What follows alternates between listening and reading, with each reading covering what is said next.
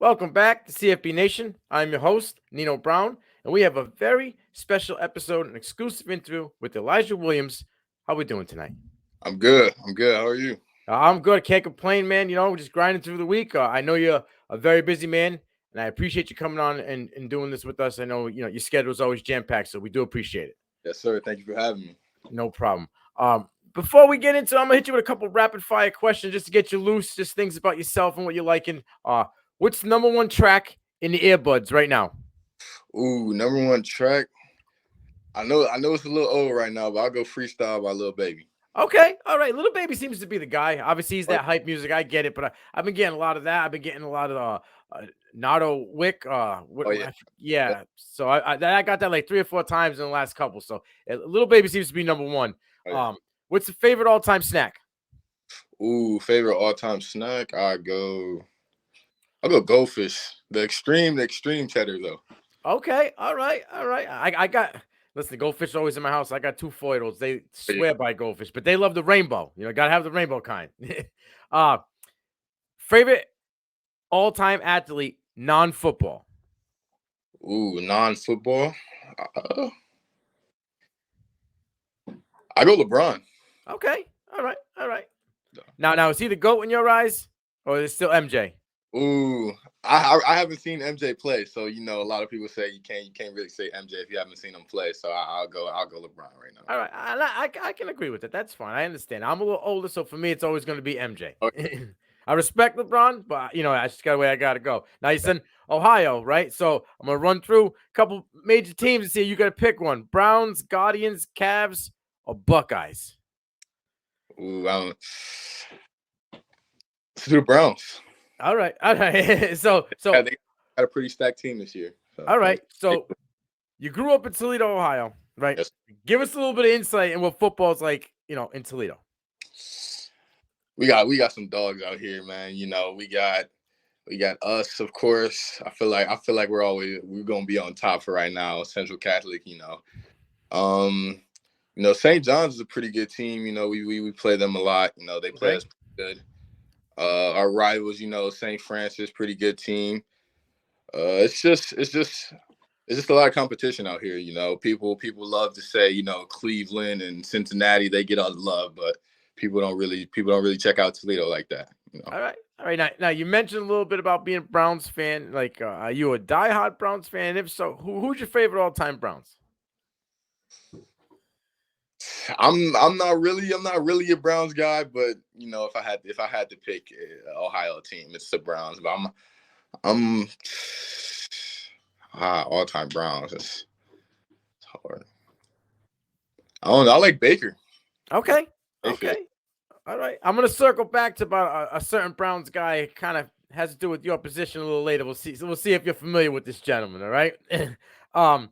Now, said we spoke about Central Catholic. You brought him up. That's where you're attending. And you guys are dominating. You went 16-1 last season, and the season on a 15-game winning streak, Yes, which sir. is incredible. Could you tell us what your favorite moment was from the 2023 season? Honestly, a lot of people like to say that States game, but I'm gonna go with that Cincinnati Kings game. It was a live atmosphere. It was great playing them. They had their quarterback. It was just a great game. Going back and forth, and it was loud. A lot of people couldn't hear. Snap counts, and it was just a fun atmosphere to play in. I feel like that was the greatest game I've played in my career so far.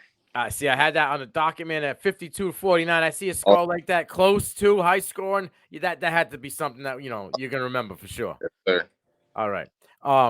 Now we recently spoke with your teammate Jalen Watson. What's it like playing with Jalen? Jalen's a great guy. He came down from River Rouge. It's fun playing with him. He's a great guy to be around, great leader. So yeah, that's pretty much it. I got nothing but good things to say about Jalen. That's my boy. All right, now let's get into this recruitment process. You had a couple of offers already: Marshall, Wayne State, Tiffin, Toledo, Kent State, and there was a few others.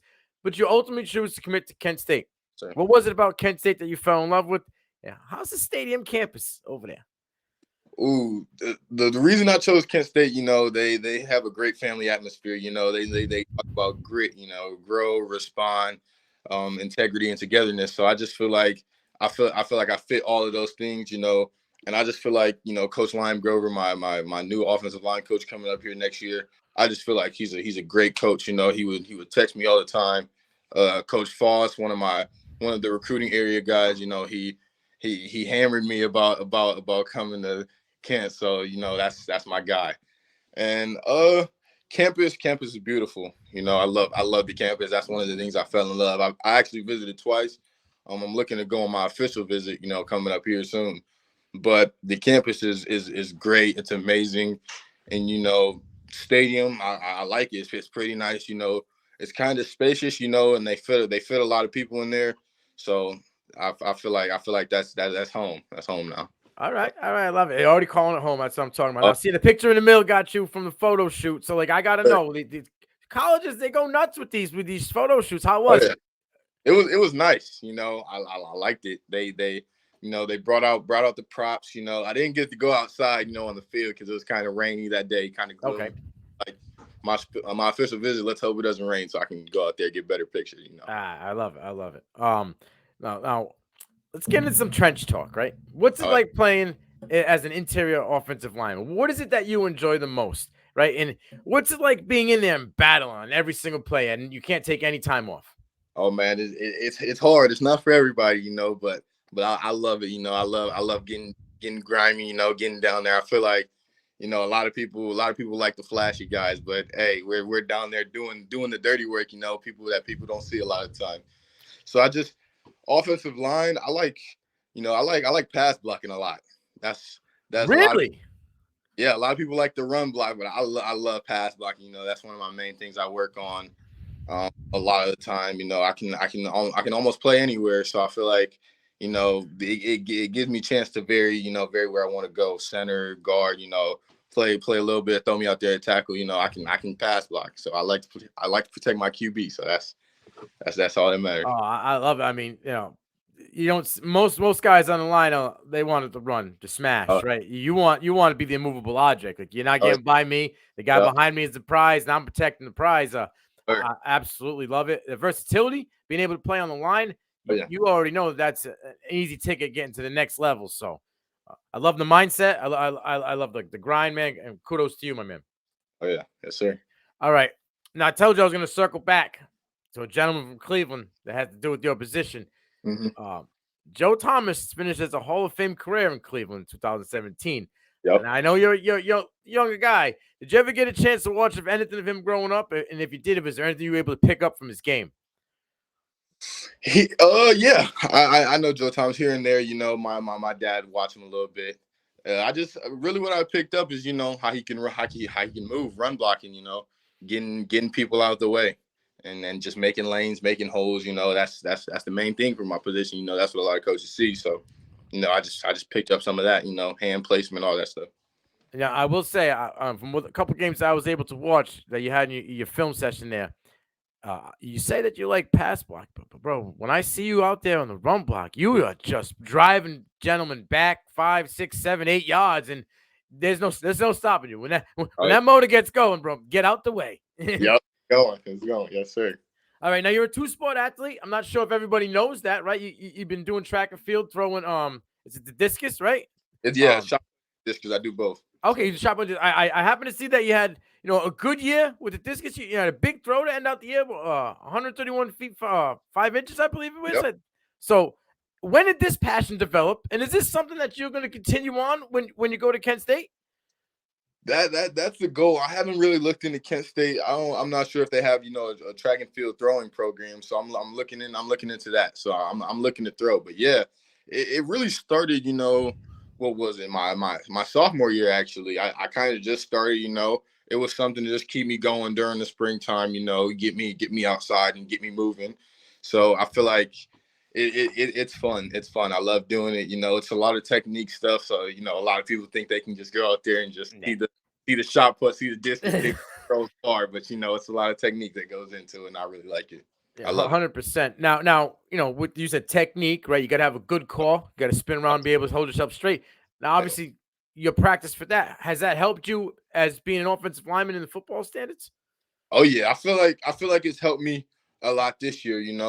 we had a new throwing coach come in, and I feel like he worked us, man. He had us doing a lot of plyometrics, a lot of the stuff the big guys do up in the big league. So I feel like it's really helping me with my footwork and just moving. Okay. Now, you've been playing football a while. But when did you actually fall in love with the game of football and realize that this was something that you think that you could, continue on and make a career out of? Oh yeah, I started in third grade, and when I really started to fall in love with it was freshman year. Going into Central Catholic, Coach Dempsey's always had this big history, and he develops guys like crazy.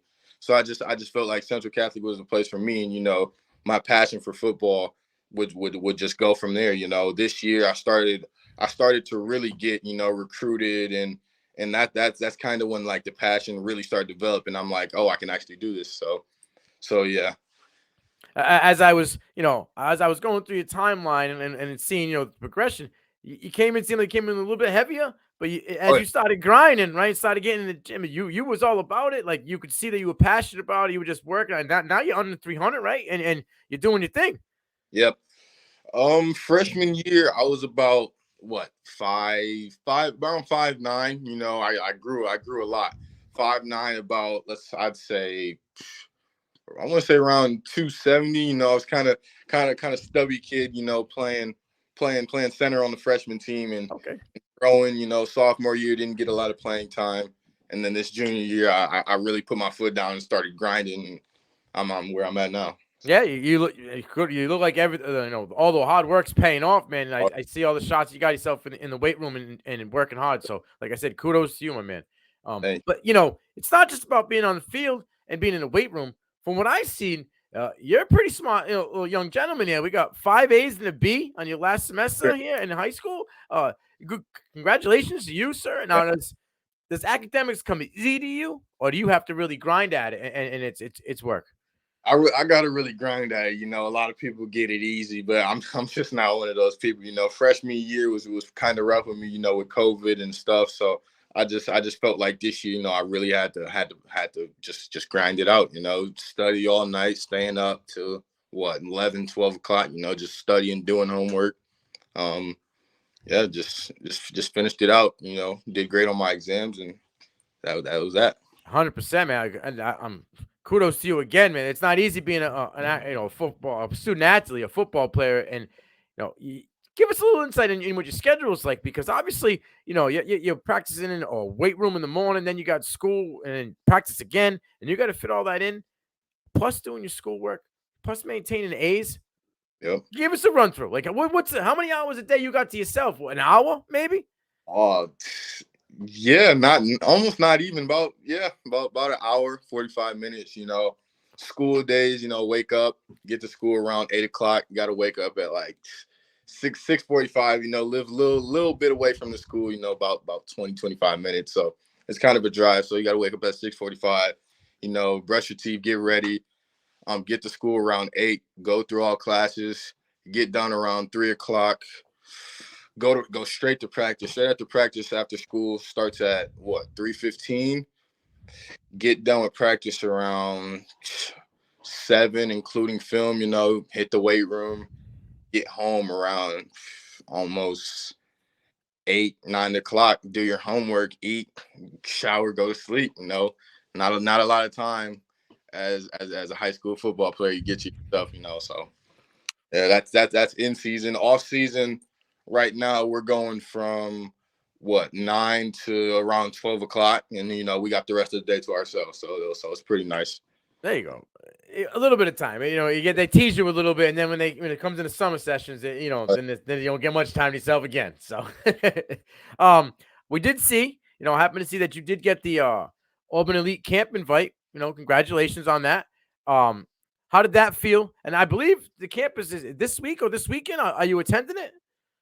No, I'm not attending. I'm just gonna focus on playing this season. I'm one more camp this season, one more camp this year going in, Okay. going my Kent State camp. Back at home. So that's gonna be a pretty nice time, mega camp. So get to spend time with Coach Lime Grover and just do my thing. All right. Now you're explosive off the line. You got swift feet. How do you approach maintaining that during the off season? Just work, off offensive line. You gotta get that footwork down. I'm always lifting in the weight room. And that really correlates to my on field work. So just after practice, getting steps in, just driving that sled after practice, and just just doing my thing. All right, we're gonna close it out with one last question for you. What's one thing that people don't know about Elijah Williams? I actually got two. I like to golf and fish. A lot of Okay. people don't know that. I like to sit around fish. It's a great time. Relaxing, calming. It's fun for me. I like catching fish, getting them off the hook, and my golfing skills. They're not there yet, but they're getting up there. Just working on them. So You're that. channeling your inner Tiger Woods, huh? Oh yeah. Yeah. Well, good luck with all that, my man. And like I said, you seem like you got a good head on your shoulders. You're focused. You're smart, right? And when Yes, I sir. see on film, it pops off to me. You are an offensive lineman with a bright future. Yes, sir. I would Thank you. love to keep in touch with you and maybe like 6 months to a year, circle back, bring you back on and see how things are going. Oh yeah. All right. Well, you have a good night, and I appreciate you doing the interview, my man. Yes, sir. You too. Thank you.